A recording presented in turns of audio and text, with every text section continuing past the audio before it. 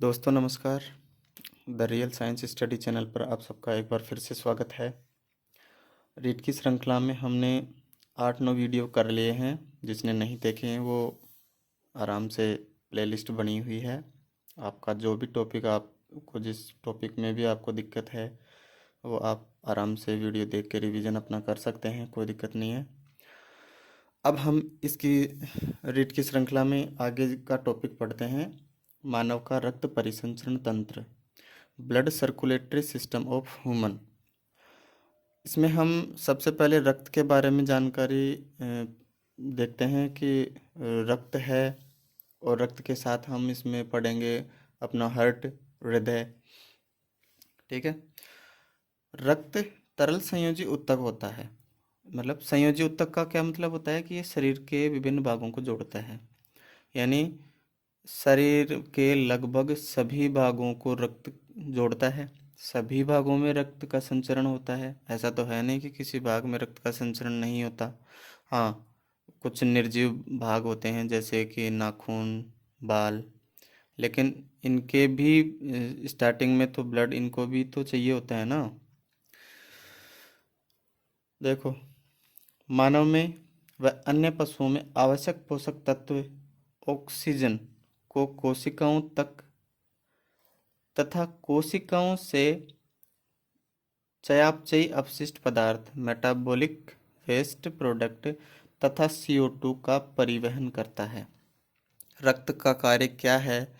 रक्त काम क्या करता है? रक्त का मुख्य काम है ऑक्सीजन और जो कार्बन डाइऑक्साइड है उसका परिवहन करना होता है। हम ये नहीं कह सकते कि अ, केवल ये ऑक्सीजन और कार्बन डाइऑक्साइड का ही परिवहन करता है। ये अपने साथ में अन्य पदार्थों का भी परिवहन करता है, जिसमें पोषक तत्व और जो अपशिष्ट पदार्थ हैं आदि भी इसमें परिवहित होते हैं। रक्त का pH कितना है? 7.4, यानी हल्का क्षारीय। रक्त का जो निर्माण है वो कहाँ होता है? लाल अस्थि मज्जा में, रेड बोन मैरो। यानी रक्त का निर्माण से क्या मतलब हो गया? RBC, WBC और प्लेटलेट, इनका निर्माण कहाँ होता है? लाल अस्थि मज्जा में। भ्रूण अवस्था व नवजात शिशु में रक्त का निर्माण प्लीहा, यानी जो भ्रूण होता है उसमें जो रक्त का जो निर्माण है वो प्लीहा, यानी इसको बोलते हैं स्प्लीन। प्लीहा में शुरू में स्टार्टिंग में जो छोटा बच्चा होता है उसका, बिल्कुल जो नवजात शिशु होता है उसमें जो रक्त का निर्माण होगा वो प्लीहा में होता है, और थोड़ा बहुत बोन मैरो में भी होता है। लेकिन बाद में जैसे वह थोड़ा सा परिपक्व हो जाएगा, उसके बाद में जो रक्त का निर्माण है वो केवल और केवल लाल अस्थि मज्जा में ही होता है। जो प्लीहा है वहाँ सिर्फ और सिर्फ RBC, जो मृत RBC है वो आके इकट्ठी होती है, इसलिए प्लीहा को उसका RBC का कब्रिस्तान भी कहते हैं। ठीक है। एक स्वस्थ व्यक्ति में रुधिर की जो मात्रा है वो 5 लीटर है। कंफ्यूज नहीं होना है, NCERT का डाटा है, को घबराने की ज़रूरत नहीं है। रक्त का अध्ययन है उसे हम हेमेटोलॉजी कहते हैं। मतलब रक्त को हम हीम कहते हैं लैटिन भाषा में, है ना। हीम से, और जो लॉजी का मतलब होता है अध्ययन, तो हीमेटोलॉजी। रक्त का अध्ययन क्या कहलाता है? हीमेटोलॉजी। अब देखो, रक्त है, रक्त को मुख्यतः हम 2 भागों में बांट देते हैं। एक होता है इसका तरल भाग और एक हो जाता है इसका ठोस भाग।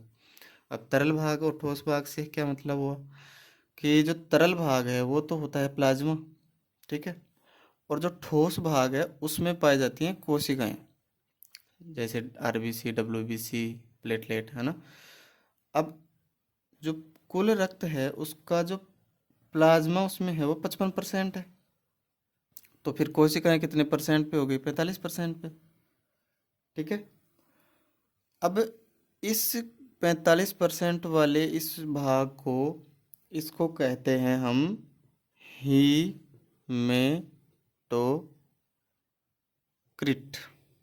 क्या कहते हैं? हीमेटोक्रिट। इस वाले भाग को जिसमें संपूर्ण डब्ल्यूबीसी, आरबीसी और प्लेटलेट होती है, इसके जो प्रतिशत मात्रा है ना, इसको कहते हैं हीमेटोक्रिट। ठीक है। अब प्लाज्मा में क्या होता है? प्लाज्मा में 92% जल होता है और 8% इसमें कार्बनिक और अकार्बनिक पदार्थ होते हैं। अब जो रुधिर कोशिकाएं हैं, इन्हें हम 3 भागों में बांट देंगे। प्लाज्मा का काम हो गया, 92% इसमें जल होता है, 8% कार्बनिक और अकार्बनिक पदार्थ होते हैं। अब जो ठोस भाग बचा उसमें क्या पाई जाएंगी? कोशिकाएं। कोशिकाएं कौन सी? आरबीसी, डब्ल्यूबीसी और प्लेटलेट। आइए अब हम इनको विस्तार से पढ़ते हैं। आरबीसी, लाल रुधिर कोशिकाएं, रेड ब्लड सेल्स। श्वेत रुधिर कोशिकाएं, वाइट ब्लड सेल। और बिंबाणु, जिसे हम प्लेटलेट कहते हैं, इसे थ्रोम्बोसाइट कहते हैं, इसे ल्यूकोसाइट कहते हैं। ठीक है। और इसको इरिथ्रोसाइट कहते हैं। ठीक है। इनके अलग अलग नाम भी हैं, अगर अलग नाम आ जाए तो कन्फ्यूज होने की ज़रूरत नहीं है। आरबीसी को कहते हैं इरिथ्रोसाइट, इसे कहते हैं ल्यूकोसाइट और इसे कहते हैं थ्रोम्बोसाइट। आरबीसी को हम पढ़ते हैं सबसे पहले। इन्हें इरिथ्रोसाइट कहते हैं, हमने अभी देखा इसका अलग नाम क्या है, इरिथ्रोसाइट। कुल रक्त कोशिकाओं का 99% भाग है, मतलब जो डब्ल्यूबीसी, आरबीसी और प्लेटलेट है उसमें से 90% जो भाग है वो केवल आरबीसी का है। मतलब मुख्य जो घटक हो गया रक्त का वो आरबीसी हो गया। आरबीसी में हीमोग्लोबिन पाया जाता है, इसी के कारण रक्त का जो रंग है वो लाल होता है। क्या पाया जाता है इसमें? हीमोग्लोबिन। और यही हीमोग्लोबिन क्या करता है? ऑक्सीजन और कार्बन डाइऑक्साइड का परिवहन करता है। परिपक्व आरबीसी में केंद्रक नहीं पाया जाता है। आरबीसी का जीवन काल 120 दिन है। ये आपके फिक्स डाटा हैं, इनको याद कर लेना। और जो औसत संख्या है वो आरबीसी की 40 से 45 लाख पर क्यूबिक सेंटीमीटर होता है। ठीक है। ये डाटा है, ये फिक्स है, इन्हें ध्यान रख लेना। आरबीसी का कार्य, आरबीसी का कार्य क्या है? रक्त में ऑक्सीजन और कार्बन डाइऑक्साइड का परिवहन। देखो यहाँ पर हम कई बार कंफ्यूज हो जाते हैं। मान लो आपको स्टेटमेंट आ गए, निम्न में से कितने सत्य हैं, उसमें लिख दिया आरबीसी के कार्य, तो उसमें ऑप्शन बना देगा कि आरबीसी का निम्न में से कार्य हैं। तो अब सत्य और असत्य में बांट लो, बांटना होगा, छांटना होगा कि वो पूछ लेगा कि सत्य और असत्य कौन सा है। अब उसमें स्टेटमेंट आएगा ऊपर ही ऊपर, आरबीसी ऑक्सीजन का परिवहन करती है। बिल्कुल पढ़ा हुआ है, हाँ जी करती है। दूसरा स्टेटमेंट आएगा कि आरबीसी CO2 का परिवहन करती है।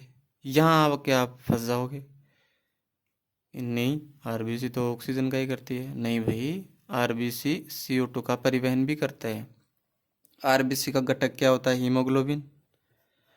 अगर हीमोग्लोबिन ऑक्सीजन से जुड़ गया तो ऑक्सी हीमोग्लोबिन, और अगर हीमोग्लोबिन कार्बन डाइऑक्साइड से जुड़ गया तो कार्बोक्सी हीमोग्लोबिन।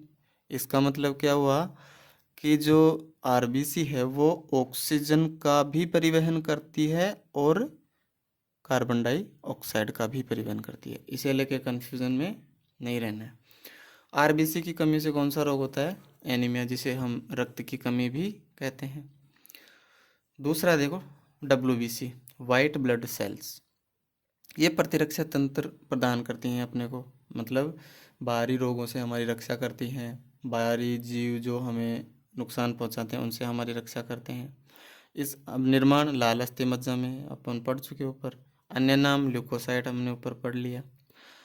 इनमें हीमोग्लोबिन नहीं पाया जाता है, इसके कारण ये श्वेत रंग की होती है। हीमोग्लोबिन सिर्फ आरबीसी में पाया जाता है, जिसकी वजह से वो लाल होती हैं। अब डब्ल्यूबीसी को हम 2 भागों में बांट लेंगे, एक कणिकाणु होता है और एक अकणिकाणु, मतलब ग्रेन्युलोसाइट और ए ग्रेन्युलोसाइट। मतलब जिसमें कणिका रूप में जो पदार्थ मिलेंगे वो कणिकाणु हो गए, और जिसमें कणिका रूपी पदार्थ नहीं मिलेंगे वो अकणिकाणु हो गए। अब इनके उदाहरण देखो, न्यूट्रोफिल, इयोसिनोफिल और बेसोफिल। और जो अकणिकाणु है लिम्फोसाइट और मोनोसाइट। आपको सिर्फ इतना ही ध्यान रखना है कि कणिकाणु के उदाहरण कौन से हैं और अकणिकाणु के उदाहरण कौन से हैं। बाकी अगर डिटेल से हम इसको यहाँ पढ़ेंगे तो वीडियो बहुत लंबा हो जाएगा और जो रीड का जो लेवल है वो आई थिंक इतना नहीं पूछने वाला है कि वो न्यूट्रोफिल का अंदर जाके भी उसमें डिवाइडेशन पूछ लेगा। आपको जितनी जानकारी चाहिए होगी उतनी जानकारी मैं आपको आगे धीरे धीरे इसमें प्रोवाइड करवा दूंगा और आपके लगभग क्वेश्चन इसमें से मिल जाएंगे। ठीक है साथियों। WBC में न्यूट्रोफिल सर्वाधिक संख्या में होती है। अभी हमने देखा था कि जो न्यूट्रोफिल है वो कणिकाणु वाला भाग है, तो न्यूट्रोफिल की संख्या सर्वाधिक होती है इसमें। न्यूट्रोफिल की प्रकृति भक्षक प्रकार की होती है। भक्षक का मतलब हो गया कि एक तरह से ये बाह्य कारक को खा जाती है, खाने का मतलब भक्षण कर लेती है उसका, है ना। और अब हमने दूसरा इसमें देखा था लिम्फोसाइट, जो कौन सा भाग था, अकणिकाणु का। प्राथमिक प्रतिरक्षा प्रदान करता है ये लिम्फोसाइट। अब लिम्फोसाइट में तीन इसके प्रकार हो गए। लिम्फोसाइट तीन प्रकार के हो गए, बी लिम्फोसाइट, टी लिम्फोसाइट और जो नेचुरल किलर सेल्स हैं वो। तो बी का मतलब हो जाता है इसमें वर्षा, मतलब ये जन्म के बाद में बनती है। टी का मतलब हो गया थाइमस, यानी थाइमस ग्रंथि के द्वारा जो लिम्फोसाइट बनाई जाएगी। और एक होता है नेचुरल, जो प्राकृतिक जो मारक कोशिकाएं होती हैं वो। अब अकणिकाणु का एक भाग लिम्फोसाइट हो गया, दूसरा होता है मोनोसाइट। ये परिपक्व होकर महाभक्षक मैक्रोफेज प्रकार की होती हैं, यानी ये परिपक्व होने के बाद में महाभक्षक का कार्य करेंगी, यानी ये जीव को भक्षण कर लेंगे, जीव बाह्य जो रोग कारक होगा उसका भक्षण कर लेंगे। ये बाह्य प्रतिजनों का भक्षण करती हैं। WBC की कमी से ल्यूकेमिया रोग हो जाता है। ल्यूकेमिया का मतलब हो गया कि उसकी प्रतिरक्षा बिल्कुल खत्म हो चुकी है। WBC का जो जीवन काल है वो 4 से 5 दिन से लेकर कई दिन तक भी हो सकता है। भाई हमने अभी देखा है कि WBC में कितने हो गए, दो प्रकार से बांट लिए उसको, कणिकाणु और अकणिकाणु। अब उसको भी हमने देखा था कि ल्यूकोसाइट, लिम्फोसाइट, तो इनका सबका क्या अलग अलग काल है, फिक्स है नहीं। तो सीधा आपके एनसीईआरटी में दे रखा है कि 4 से 5 दिन से लेकर कई दिन तक होता है। ठीक है। WBC की संख्या की बात हम करेंगे तो ये RBC और WBC का अनुपात 600:1, यानी 600 RBC पर 1 WBC पाई जाएगी। ये भी डाटा फिक्स है। ठीक है दोस्तों। अब तीसरा हम देखते हैं प्लेटलेट, बिंबाणु, या इसे पट्टिकाणु भी कहते हैं। कन्फ्यूजन नहीं होना नाम में, पट्टिकाणु भी आ जाएगा, बिंबाणु भी आ जाएगा। इंग्लिश याद रखोगे तो ज़्यादा बेटर रहेगा। प्लेटलेट्स, इसका अन्य नाम है थ्रोम्बोसाइट। संख्या 3,00,000 मिलीमीटर क्यूब। ठीक है। जीवन काल इसका 10 दिन है। केंद्रक इसमें अनुपस्थित होता है और इसका कार्य, सबसे मुख्य कार्य क्या होता है, रक्त का थक्का बनाने में ये सहायक है। अब हम रक्त के मुख्य कार्य पढ़ लेते हैं कि रक्त क्या क्या काम करता है। ऑक्सीजन, कार्बन डाइऑक्साइड, पोषक पदार्थ, हार्मोन, उत्सर्जित पदार्थों का परिवहन करता है, यानी परिवहन से संबंधित काम जो हैं वो सारे रक्त के पास हैं। शरीर का pH, शरीर का तापमान का नियंत्रण, यानी रक्त का काम क्या है कि अब हमने अभी देखा था कि रक्त का pH कितना है, 7.4। तो ये शरीर के जिस भी भाग में घूम के जाएगा तो उसका pH तो नियंत्रित करेगा ही ना भाई। अगर जहाँ कहीं अम्लीय पदार्थ जमा हो गया तो वहाँ पर रक्त पहुँचते ही वो उसको मेंटेन कर देगा। और तापमान नियंत्रण, कि किसी भी बॉडी का टेम्परेचर ज़्यादा है, वहाँ से बार बार रक्त का फ्लो होगा तो वो क्या करेगा, वो तापमान को भी नियंत्रित करेगा। रोगों से बचाव करता है। क्यों करता है बचाव? क्योंकि हमें पता है कि WBC रक्त में ही तो पाई जाती हैं, इसलिए रोगों से भी बचाव करता है। थक्का बनाने में भी सहायक, रक्त ही तो थक्का बनाता है। चोट की मरम्मत भी रक्त के माध्यम के द्वारा ही होती है। रोगों के निदान का मतलब हो गया खोज। कई बार हम जाते हैं हॉस्पिटल में, हमारा ब्लड निकालता है और ब्लड की वो जांच करते हैं और वो फिर उसमें पता लगता है कि हमें कौन से रोग से उसमें कौन सा रोग हुआ है, उस हिसाब से फिर हमें ट्रीटमेंट मिलता है। जल संतुलन, रक्त में आपको पता है कि जल भी पाया जाता है, इसलिए वो जल का भी तो परिवहन करता है ना, तो इसमें यहाँ हम जल भी कह सकते हैं, जल का परिवहन भी करता है। ठीक है साथियों। रक्त के प्रकार, अब रक्त के प्रकार हम पढ़ चुके हैं, काफ़ी हमने पीछे भी पढ़ लिया है, और हम शुरू से पढ़ते ही आए हैं कि जो रक्त है उसको हम 4 वर्गों में बांट लेते हैं, ए बी, ए बी और ओ, या इसको हम शून्य वर्ग भी कह सकते हैं। मानव के रक्त को 4 भागों में वर्गीकृत कर लेते हैं अपन। ठीक है, कितने भागों में? 4 भागों में। और जो रक्त समूह की जो खोज की थी, ये बहुत बार एग्जाम में पूछा हुआ है, Karl Landsteiner. Karl Landsteiner, इसने रक्त समूह की खोज की थी। रुधिर वर्ग ए बी और ओ। जो ए रुधिर वर्ग है उसको ए क्यों कहते हैं? क्योंकि इस पर एंटीजन ए पाया जाता है। बी का मतलब हो गया इसके पर एंटीजन बी पाया जाता है, और ए बी का क्या मतलब हो गया? इस पर एंटीजन ए और बी दोनों पाए जाते हैं। और ये शून्य या ओ वर्ग क्यों है? क्योंकि इस पर कोई एंटीजन नहीं पाया जाता है। यानी प्रतिजन की उपस्थिति के आधार पर कार्ल स्टीनर ने इसको वर्गीकृत किया था। अब जो ए एंटीजन वाला समूह है उसमें प्रतिरक्षी बी पाया जाता है, ये थोड़ा सा ध्यान रख लेना। रुधिर वर्ग ए होगा, उसमें प्रतिरक्षी बी पाया जाएगा। प्रतिरक्षी मतलब एंटीबॉडी। ए रुधिर वर्ग में बी रुधिर वर्ग में ए, और अब इसमें दोनों में क्या है? दोनों उपस्थित हैं, तो इसका मतलब इसमें एंटीबॉडी नहीं पाई जाएगी। और इसमें कोई एंटीजन नहीं है, तो इसमें दोनों एंटीबॉडी पाई जाएंगी। ठीक है, ये थोड़ा सा दिमाग में रख लेना कि ए बी रक्त समूह में एंटीबॉडी नहीं पाई जाती है, और ए एंटीजन में बी प्रतिरक्षी पाया जाएगा, यानी इसके विरुद्ध, उल्टा है ना। अब ए बी में दोनों ही नहीं पाए जाते और इसमें दोनों पाए जाते हैं। ठीक है, इसी के आधार पर कार्ल स्टीनर ने रक्त को 4 वर्गों में बांट दिया था। अब इस 4 वर्ग में इसको बांटने का महत्व क्या था? वैसे तो ये जो टॉपिक है ये आनुवंशिकी में हम इसको पढ़ेंगे तो ज़्यादा बेटर रहेगा, क्योंकि हम उसमें देखेंगे कि किस प्रकार से जो रक्त का जो समूह है वो अगली पीढ़ी में स्थानांतरित होता है।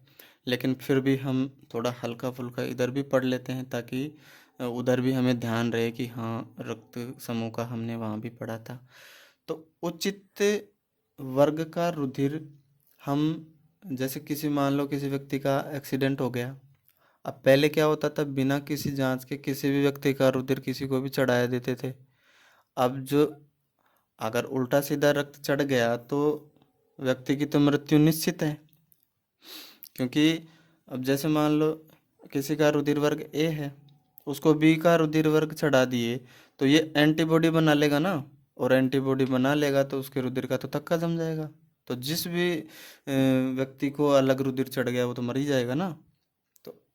तो इसको बचाने के लिए इस रुधिर वर्ग का महत्व है, ताकि गलत तरीके से या गलत वर्ग का रुधिर हम किसी व्यक्ति को नहीं चढ़ाएं।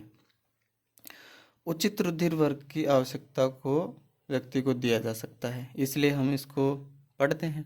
अन्यथा अनुचित वर्ग से व्यक्ति की मृत्यु हो सकती है। जिस वर्ग की आवश्यकता है उसी वर्ग का रुधिर दिया जाना चाहिए। अब जो रुधिर जो हम दान करते हैं उसका महत्व क्या है? देखो, ये रुधिर वर्ग हो गया दाता, यानी जहाँ से हम रुधिर प्राप्त कर रहे हैं, जिसने रुधिर दिया है, देने वाला, और ग्राही रुधिर वर्ग। अब इसमें देखो ये सारणी बिल्कुल बहुत सरल है, बहुत ही सरल है, आराम से समझ में आ जाएगी आपको। देखो, एक तो इस वाले को ध्यान रखो और एक इस वाले को ध्यान रखो।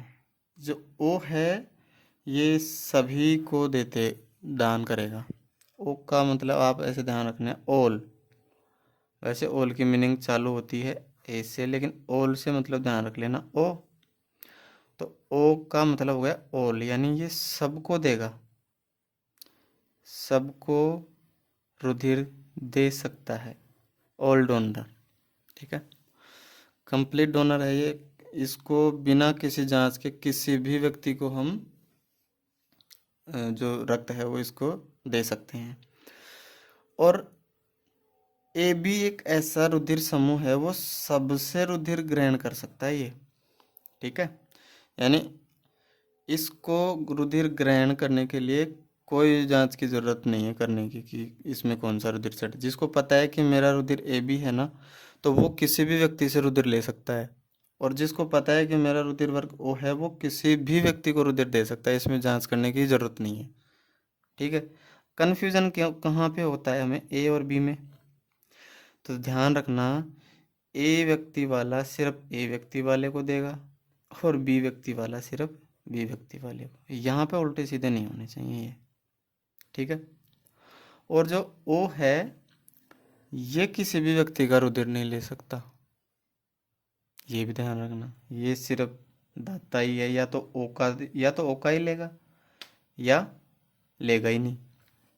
इसको हम थोड़ा सा ऐसे भी पढ़ सकते हैं, ए बी, ए बी और ओ। तो ओ क्या है, या तो खुद का रुधिर लेगा, इसमें ए क्या है, ए खुद का लेगा, बी खुद का रुधिर लेगा। और जो ए बी है ये तो ऑल रिसीवर है, सबका ले लेगा, इसका भी रुधिर ले लेगा, ए का भी रुधिर ले लेगा, बी का भी रुधिर ले लेगा और ओ का भी, और खुद का तो लेगा जो लेगा। तीनों चारों रक्त समूह का रुधिर है जो ए भी ले सकता है।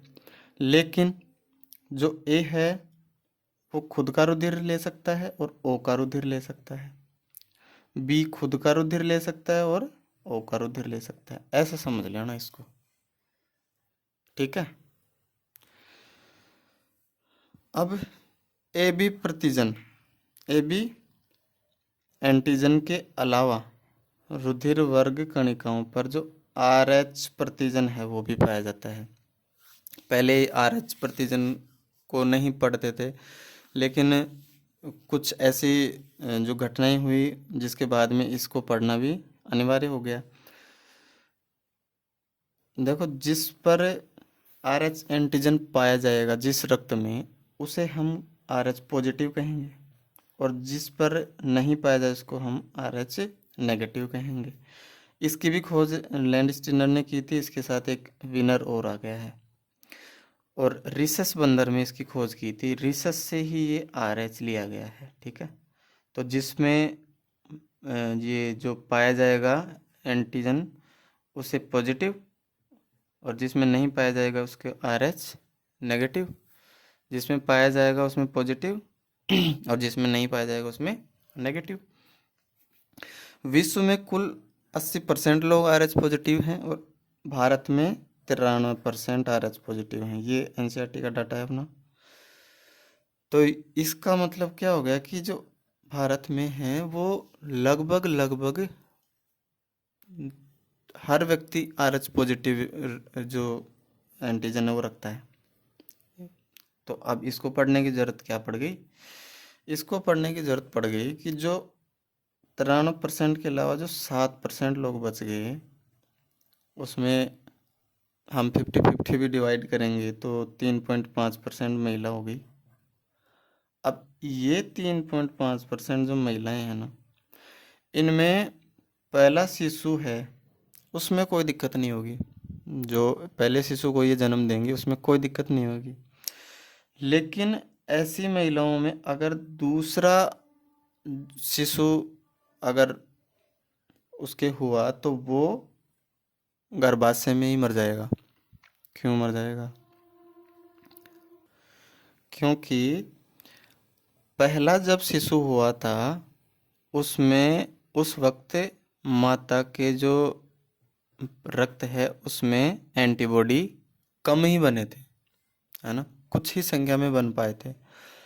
लेकिन जब दूसरा शिशु और गर्भाशय में आएगा, तो अब उस समय माता के जो ब्लड है उसमें खूब सारे एंटीबॉडी बन जाएंगे।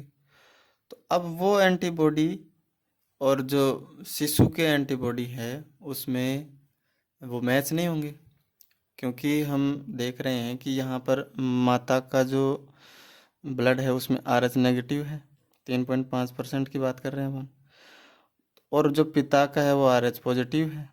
तो इसमें क्रिया हो जाएगी और इसमें रक्त का थक्का जम जाएगा और वो शिशु मर जाएगा। इस रोग को हम कहते हैं इरिथ्रोब्लास्टोसिस फिटेलिस। ठीक है, इस रोग के वजह से हमने RH पॉजिटिव और RH नेगेटिव पढ़ना अनिवार्य हो गया। तो इससे बचने के लिए क्या करते हैं कि जैसे पहला शिशु हो गया तो उसके बाद माता को इंजेक्शन दिया जाता है एंटीजन को इसको ख़त्म करने का, ताकि एंटीबॉडी इसमें नहीं बने और जो दूसरा शिशु है वो आराम से उसमें सर्वाइव कर पाएगा। ठीक है दोस्तों, यहाँ तक हमने रक्त की बात कर ली। अब हम मेन जो हमारा टॉपिक है रक्त परिसंचरण, ब्लड सर्कुलेशन, वो स्टार्ट करते हैं। ब्लड सर्कुलेशन की खोज विलियम हार्वे ने की थी। मानव में बंद और दोहरा परिसंचरण पाया जाता है। आगे हम आराम से डिटेल से इसको पढ़ने वाले हैं। रक्त परिसंचरण में हृदय एक ऐसा अंग है जो महत्वपूर्ण भूमिका निभाता है। भाई, जो रक्त को पंप करने का काम है वो हृदय के द्वारा ही होता है। अब हम जो मुख्य अंग है हृदय उसको पढ़ेंगे। हार्ट जिसे बोलते हैं। मानव का हृदय है वो मायोजेनिक प्रकृति का होता है, यानी पेशीय जनित, यानी जिसमें पेशीय जो ऊतक है वो पाए जाते हैं। मानव का हृदय पेशीय ऊतकों से बना होता है। मांसल, खोखला तथा बंद मुट्ठी के आकार का अंग होता है।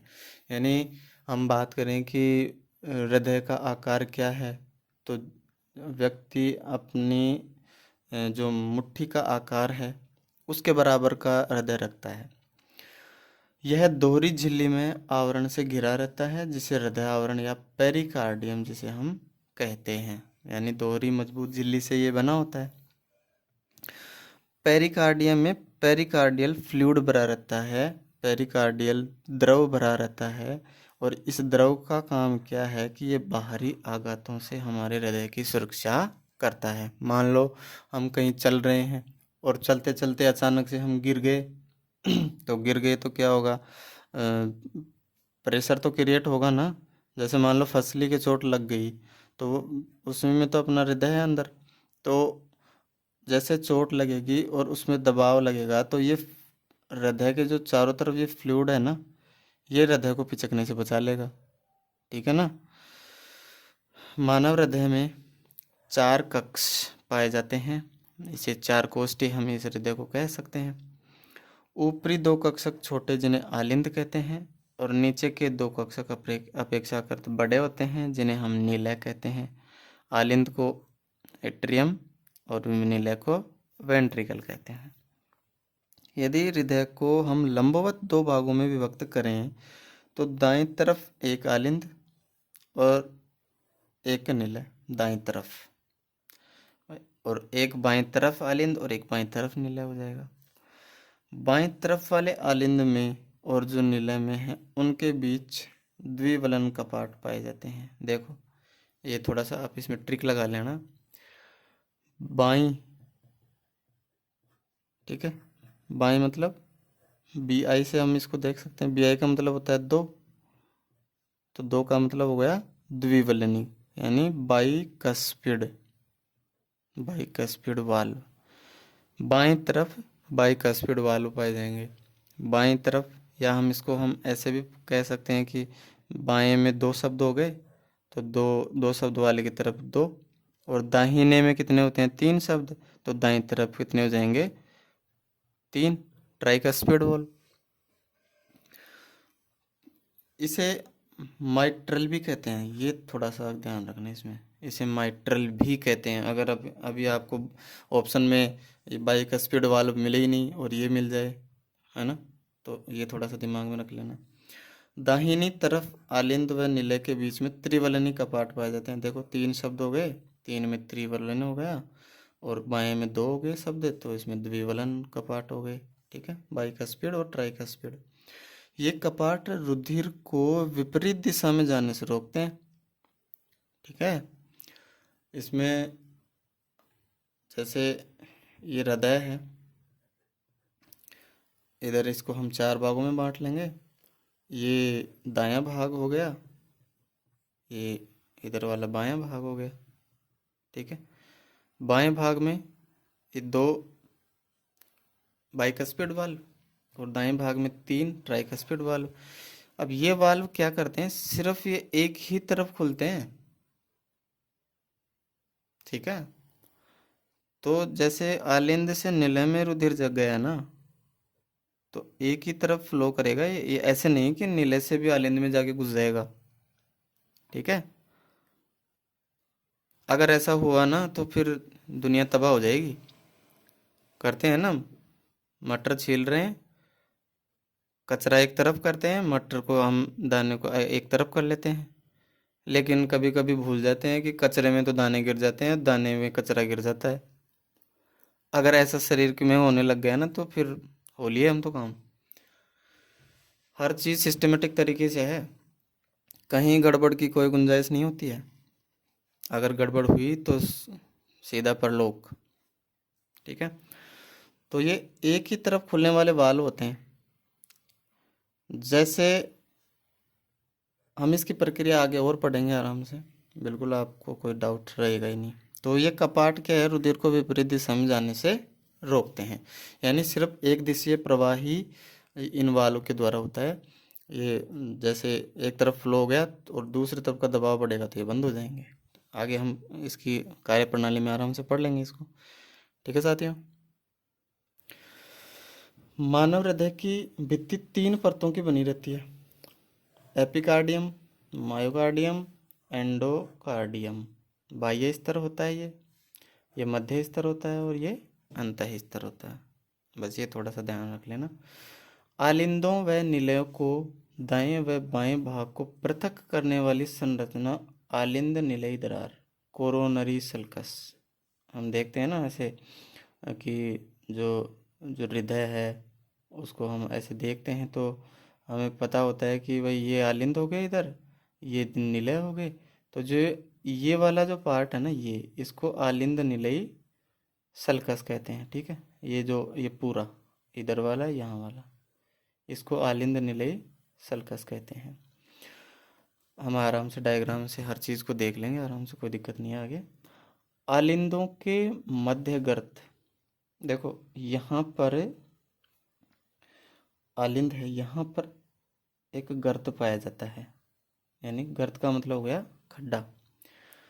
ये क्या होता है, जब शिशु गर्भ में होता है ना तो उसका जो हृदय है वो शुद्धिकरण का इतना काम उसमें नहीं करता है वो, क्योंकि उस पर तो रक्त का प्रवाह माँ के द्वारा ही हो रहा है ना, प्लेसेंटा से।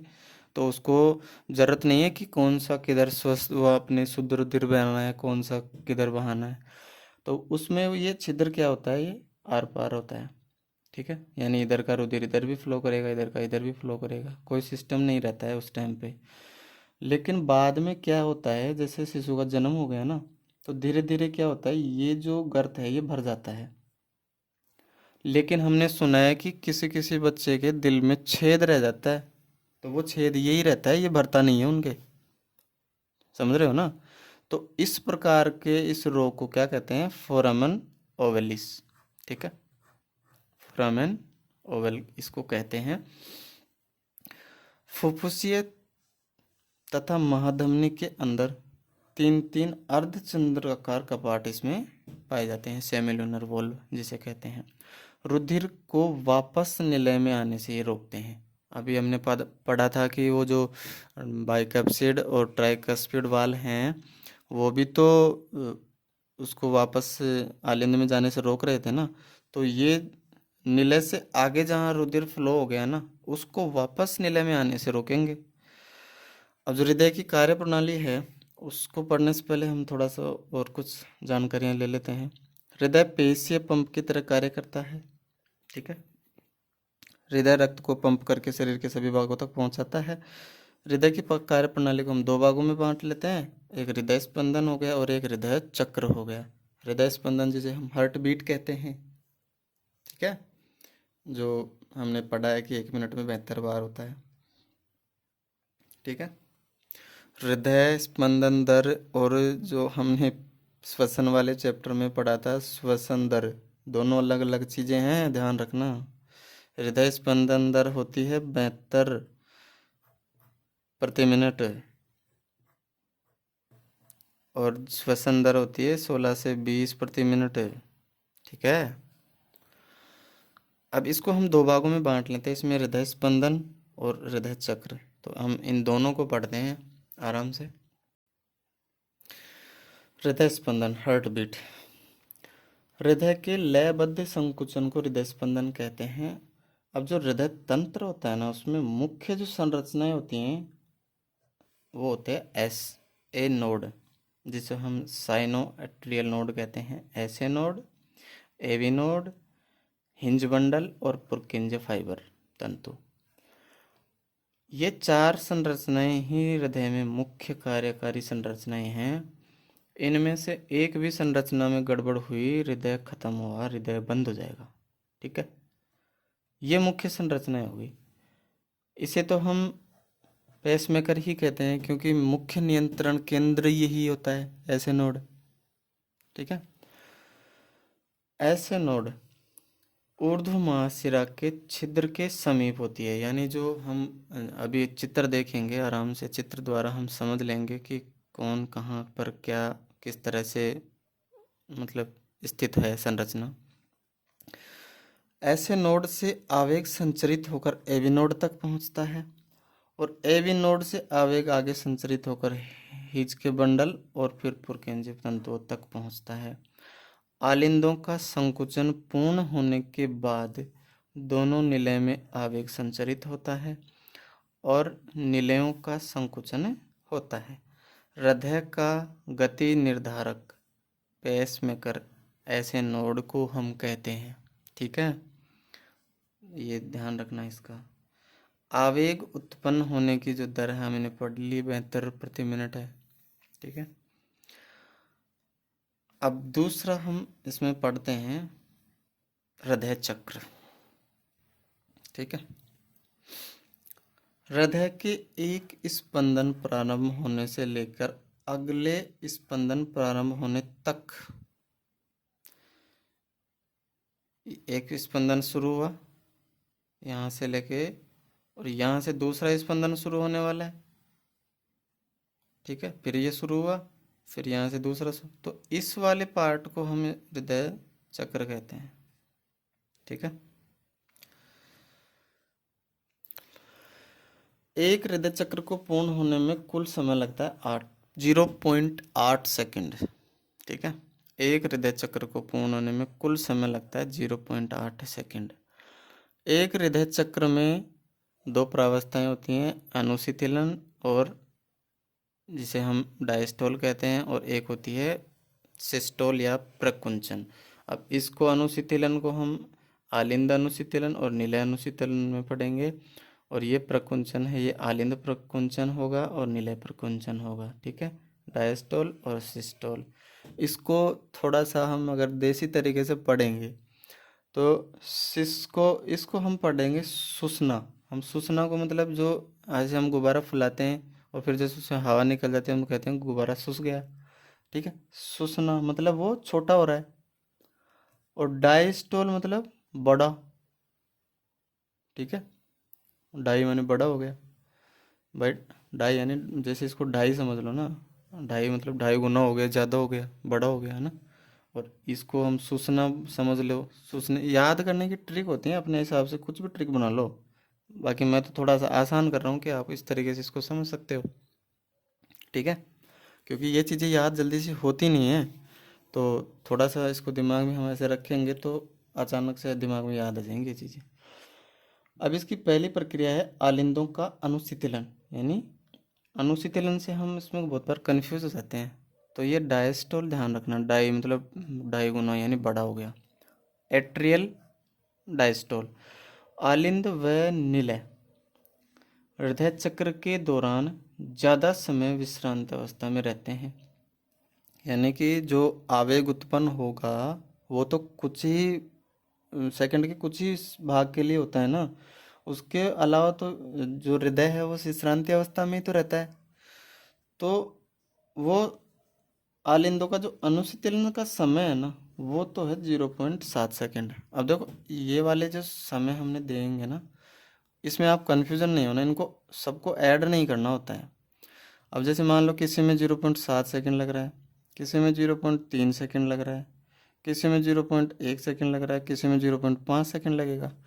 तो अब ऐसे थोड़ी है कि जब तक ये हो रहा है तब तक ये तीनों काम बंद होंगे, नहीं भाई, ये भी हो रहा है साथ साथ में ये भी तो होते ही रहेंगे ना। इसलिए जो कुल समय लगता है वो कुल समय 0.8 सेकेंड है एक हृदय चक्र में। ऐसे नहीं करना कि ये 7 सेकेंड हो गई, इधर ये 0.3 हो गई, ये हो गया, ये 0.7 हो गया, ये 0.3, इनको ऐड कर दो, ये तो सर ये तो 0.11 से भी ज़्यादा जा रहा है। ऐसे नहीं होता है सर जी। अब ये जो 0.7 सेकेंड का जो समय है इसके अंदर केवल यही काम थोड़ी हो रहा है, इसके साथ साथ ये काम भी तो होंगे ना। ठीक है, आगे पढ़ेंगे आराम से। इसका विश्रांति समय 0.7 सेकेंड। सीधा एग्जाम में पूछेगा एट्रियल डायस्टोल का समय, अपने को दिमाग ही नहीं लगाना, सीधा हम 0.7 सेकेंड करेंगे। फेफड़ों से शुद्ध रुधिर फुफ्फुसीय शिराओं द्वारा बाएं आलिंद में जाता है। हम आराम से चित्र से समझेंगे, बिल्कुल बेझिझक हो गया, आराम से आप तो रिवीजन करो अपना। शरीर के अन्य भागों में अशुद्ध रुधिर महाशिराओं द्वारा दाएं आलिंद में आता है। ठीक है, अब देखो यहाँ पर थोड़ा सा हम यहाँ भी कंफ्यूज हो जाते हैं कि कौन से में क्या, कौन से में। देखो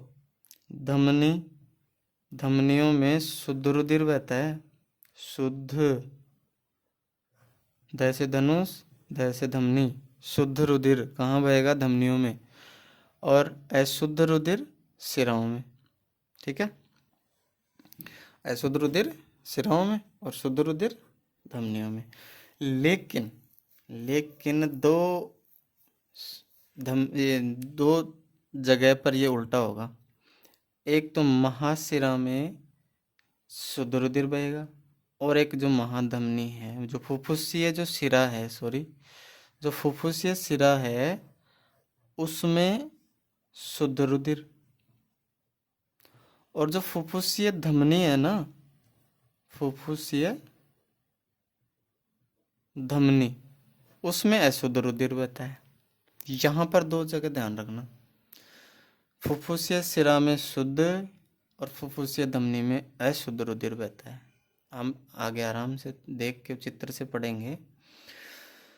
जब आलिंद भर जाते हैं तो दाब बढ़ जाएगा। भाई सीधी सी बात है कि आलिंद जब रुधिर से भर जाएंगे तो उसका दाब बढ़ जाएगा। आलिंद निलय कपाट खुल जाते हैं और जो रक्त है उसका लगभग 75% जो पार्ट है वो निष्क्रिय प्रवाह के माध्यम से ही निलय में चला जाता है। यानी उसमें आगे कोई प्रोसेस करने की ज़रूरत नहीं है। जैसे हमें पता होता है कि जिसमें से दाब ज़्यादा होता है, अगर उसमें से हम उसको कोई नल को हम खोल देते हैं तो जितना बिना किसी काम के पानी आना होता है उतना तो आ जाता है, लेकिन जो फिर बचा हुआ पानी उसमें होता है उसको निकालने के लिए हम उसको उल्ट पुल्ट कर से भी कर लेते हैं। तो जो 75% जो ब्लड है वो तो निष्क्रिय प्रवाह से ही आ जाता है। बाकी जो बचा 25% है ना, वो आलिंदों के प्रकुंचन के बाद में आएगा। प्रकुंचन को हम संकुचन पढ़ लो सीधा सीधा तुम तो, ठीक है, सीधा सीधा संकुचन पढ़ लेते हैं हम तो। एट्रियल सिस्टोल, देखो आलिंदों का अनुशिथिलन हो गया, आलिंद फूल के भर गए और उसमें से निलय में रक्त आ गया। अब जो जितना आना था वो तो आराम से आ गया, लेकिन जो अब बचा हुआ है वो रुधिर भी तो आएगा ना, वो आएगा आलिंदों के संकुचन से, सिस्टोल। आलिंदों का संकुचन ही प्रकुंचन कहलाता है। शेष बचा 25% जो रक्त है वो संकुचन से निलय में जाता है। इस प्रकार दोनों निलय रक्त से पूर्णतया भर जाते हैं। अब दोनों नीले रक्त से भर गए, मतलब उनमें तो अनुशीतलन हो चुका है ऑलरेडी, आलिंदों में अनुशीतलन पहले होता है और निलयों में संकुचन पहले होता है, क्योंकि ऑलरेडी भर चुके हैं ना। इसके अनुशीतलन के साथ साथ में जब इसका प्रकुंचन होगा उसके साथ निलय का संकुचन स्टार्ट हो जाएगा, क्योंकि वो भर जाएंगे। ठीक है। आलिंद प्रकुंचन का समय 0.1 सेकंड है। साथ ही जो अनुशीतलन है वो प्रारंभ हो जाता है। किसका अनुशीतलन? आलिंद का ही। भाई आलिंद खाली हो गए, खाली होके ये थोड़ी है कि खाली बैठ रहेंगे अब जब नीला अपना काम करेगा उसके बाद में हम अपना काम करेंगे। नहीं नहीं नहीं नहीं, आलिंद खाली हुए, रक्त निलय में गया, उसके साथ साथ ही आलिंद का अनुशीतलन वापस से चालू हो जाता है। ठीक है साथियों। निलयों का प्रकुंचन। अब आलिंदों का जो प्रकुंचन समाप्त होते होते निलयों का संकुचन स्टार्ट हो जाता है। अब निलय संकुचन का जो समय है वो 0.3 सेकंड है। निलय प्रकुंचन शुरू होते होते ही द्विवलन और त्रिवलन कपाट बंद हो जाते हैं, क्योंकि निलय संकुचन जब होगा तो रक्त आलिंद में जाने की कोशिश करेगा, और आलिंद में जाना है नहीं रक्त को, इसलिए वो जो कपाट खुले थे, वो वाल्व जो खुले थे वो बंद हो जाएंगे। ठीक है। और यहाँ पर जो बंद होने की जो ध्वनि है ना, वो फर्स्ट साउंड ऑफ हार्ट होती है, पहली ध्वनि, जिसे हम कहते हैं लब की ध्वनि। ठीक है। पुनः आलिंदों में रक्त नहीं जाए।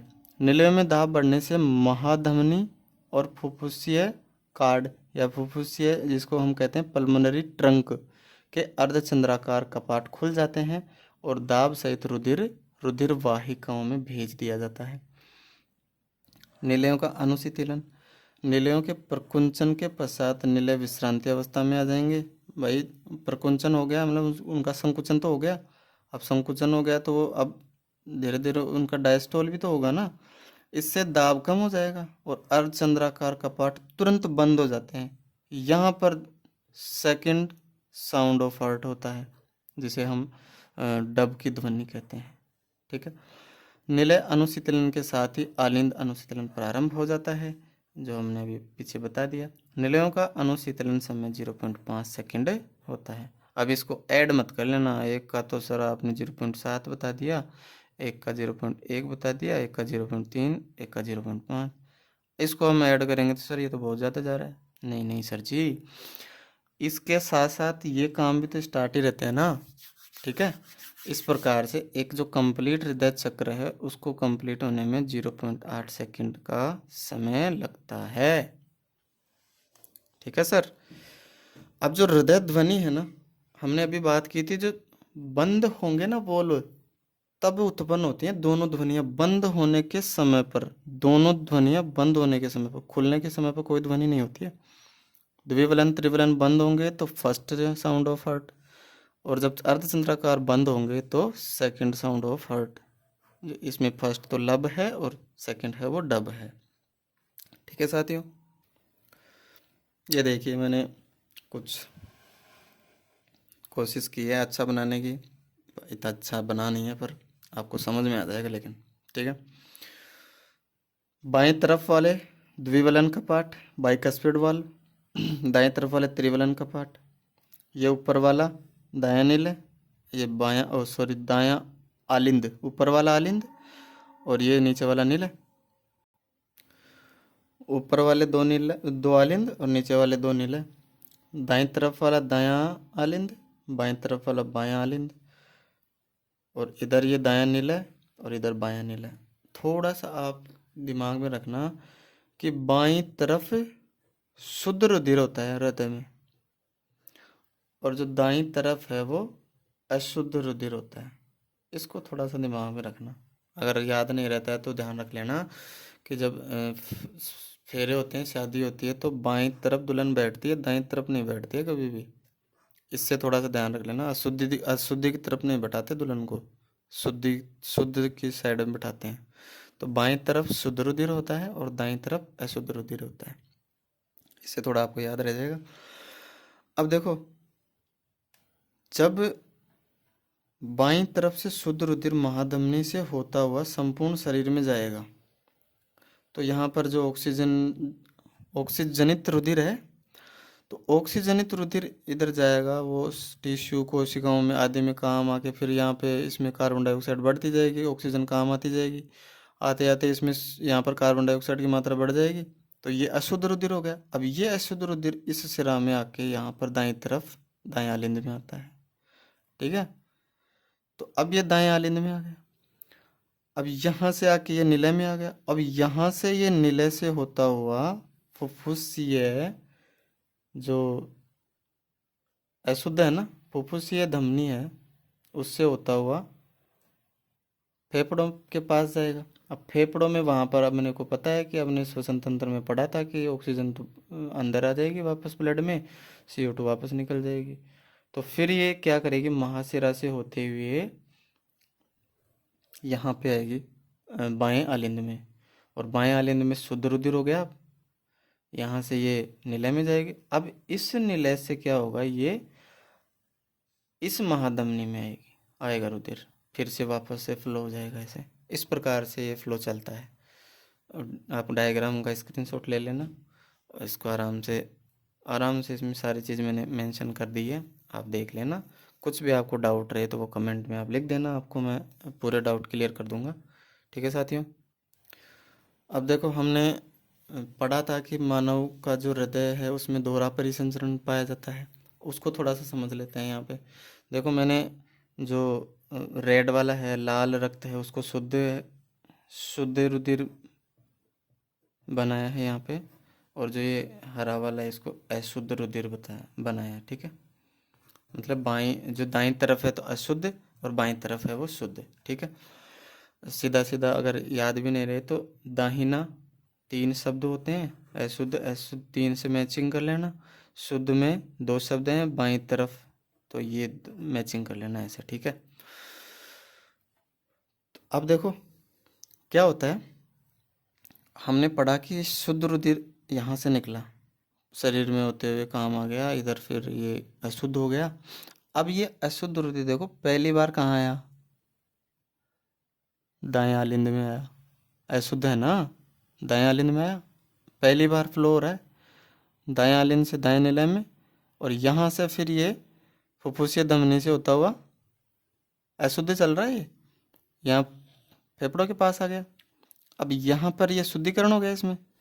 अब ये शुद्ध रुधिर वापस से कहाँ आएगा, बाएं आलिंद में आएगा, यहाँ पर शुद्ध है, यहाँ से फिर निलय में। तो देखो एक बार ये दाएं आलिंद में आया और एक बार फिर वापस से बाएं आलिंद में आया, तो एक ही फ्लो 2 बार हुआ ना।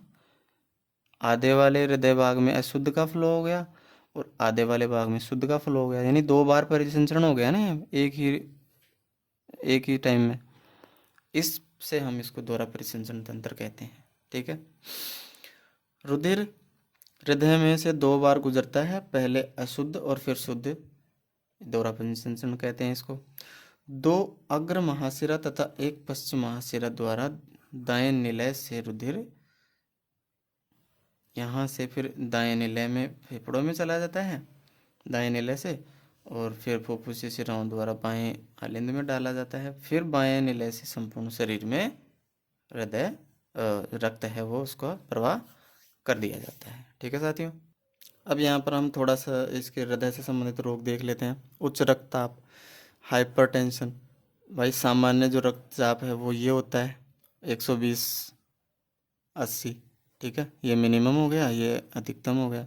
कभी कभी ये 140 तक भी कोई दिक्कत नहीं होती, नॉर्मल होता है, लेकिन जैसे 140 से ऊपर जाता है ना तो ये ब्लड प्रेशर हाई माना जाता है। ठीक है, तो 140 और जो मिनिमम 80 है, जैसे हो गया ये 90-150 के पास पहुंच गया। ठीक है, तो इस तरह से ये उच्च रक्तदाब के अंतर्गत आता है। हृदय धमनी रोग, कोरोनरी आर्टरी डिजीज। ये देखो जब रक्त फ्लो रहता है ना तो वो हार्ट को भी तो रक्त चाहिए होता है ना, ऐसा ही थोड़ी है कि शरीर के सभी अंगों को ही चाहिए, भाई रक्त को, हार्ट को भी रक्त चाहिए होता है, तो उसमें भी तो धमनियाँ और शिराएं होती हैं। तो जो हृदय को रक्त पहुंचाने वाली पेशियां ना वो प्रभावित होती हैं इस रोग में। कोरोनरी जो आर्टरी है ना वो प्रभावित होती है और हृदय को रक्त पहुंचाने वाली पेशियां सक्रिय हो जाती हैं। ठीक है, तो पर्याप्त मात्रा में हृदय को रक्त पहुंच नहीं पाता है, इसे हम हृदय धमनी रोग कहते हैं। हृदयाघात, हार्ट फेलियर। अब इसको हार्ट हम थोड़ा सा अलग पढ़ लेते हैं। हृदयाघात का मतलब हम कह देते हैं कि हाँ हार्ट अटैक आ गया। नहीं भाई, ये हार्ट अटैक नहीं है। शरीर को रक्त की पर्याप्त मात्रा शरीर को रक्त पर्याप्त मात्रा में नहीं पहुंचता है, यानी उसके जो पंपिंग कैपेसिटी है वो डाउन हो जाती है। इस कारण जो ये इसका मुख्य कारण क्या होता है, कभी कभी हम इसको जो लंग्स होते हैं उनका संकुचन भी माना जाता है, क्योंकि पर्याप्त मात्रा में शुद्धिकरण नहीं हो पाता है। हृदय शूल, एंजाइना। कोरोनरी धमनी में थक्का जम जाता है और हृदय पेशी को पर्याप्त मात्रा में ऑक्सीजन नहीं मिल पाती है, हृदय पेशी को। ठीक है, यानी ये जो हृदय में ही जो फ्लोर है ना, उसी की बात कर रहे हैं अपन। सीने व कंधे में तेज दर्द होता है। शूल, शूल मतलब याद रख लेना कि जब लगता है तो दर्द तो होता ही है ना, शूल, इसको तीर भी कहते हैं। मायोकार्डियल इन्फेक्शन, अब ये है हार्ट अटैक, इसको पढ़ना है, हार्ट अटैक। इसे हार्ट अटैक भी कहते हैं। कोरोनरी धमनी में अवरोध उत्पन्न हो जाता है, जिससे ये पेशियां क्षतिग्रस्त हो जाती हैं और इसका फिर इलाज होता है बाईपास सर्जरी। ठीक है। हृदय अवरोध, हार्ट ब्लॉक। हिज के बंडल तक हिज के बंडल कार्य नहीं करते, ऐसे नोड से आवेग नीले तक नहीं पहुंच पाते हैं। देखो हम थोड़ा सा कि यहाँ पर उसके चित्र के माध्यम से देख लेते हैं। देखो यहाँ पर लगभग ये पाया जाता है ऐसे नोड, फिर थोड़ा सा नीचे आते हैं तो वो एवे नोड होता है, फिर इधर आते हैं तो वो हिज के बंडल होते हैं, और लास्ट में जो यहाँ पर है ये पुरकिंजे फाइबर होते हैं। ठीक है, तो क्या होता है, जो आवेग है ना ऐसे नोड से फिर यहाँ तक नहीं पहुँच पाते हिज के बंडल तक, तो फिर ये काम नहीं करेगा ना सिस्टम, यानी इसमें नीला का संकुचन नहीं होगा। ठीक है, इस वाले रोग की हम बात कर रहे हैं, तो नीला तक आवेग पहुंचेगा ही नहीं तो परिसंचरण बंद हो जाएगा, इसे हार्ट ब्लॉक कहते हैं। पेरिकार्डियो पेरिकार्डियाइटिस पेरिकार्डियाइटिस ठीक है, इसमें क्या होता है, जीवाणु के संक्रमण से जो हृदय का, हमने अभी शुरू में पढ़ा था कि जो पेरिकार्डियल जो फ्लूइड होता है ना, वो फ्लूइड में इन्फेक्शन हो जाता है, जिससे क्या होता है, हृदय फूलने लगता है, और एक टाइम ऐसा आता है कि हृदय की जो दीवारें हैं वो क्षतिग्रस्त हो जाती हैं और हृदय मतलब एक तरह से काम करना बंद कर देगा। ठीक है, ये खतरनाक बीमारी है थोड़ी सी। ठीक है साथियों, इसके साथ ही ये अपना वीडियो कंप्लीट होता है, और आपको धन्यवाद ज्ञापित करूँगा। आप मेरे चैनल को अच्छा रेस्पॉन्स दे रहे हैं, और इसी तरह से आप रेस्पॉन्स देते रहिए। आपको कोई भी डाउट है, कोई भी टॉपिक आपको दोबारा पढ़ना है, तो आप कमेंट में कमेंट करके बता सकते हैं। ठीक है साथियों, वीडियो को लाइक करना, चैनल को सब्सक्राइब करना, और अपने दोस्तों को इसको शेयर कर देना। ठीक है, धन्यवाद।